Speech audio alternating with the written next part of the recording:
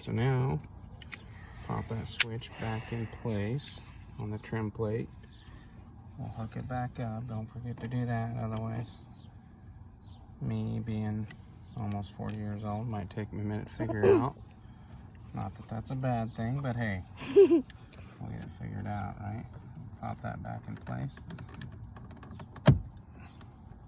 Hey, Johnny. And try I'm gonna kick that on, and then you can demo that, okay? Keep an eye on it. And guys, you better try your hardest not Sometimes, to break it when you put it back in. and sometimes too, because of the tape residue, it's kind of a bad connection. But go ahead, Gray, it's on. All right.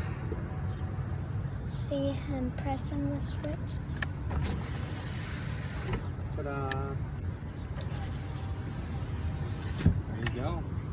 And Now your PCB back windows work. I'm pressing the switch. I hope this worked for you guys, and that might have not been the problem, but that's the best we can help. And always thanks for watching. Yeah.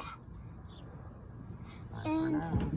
like and subscribe if you can. There you go. Bye.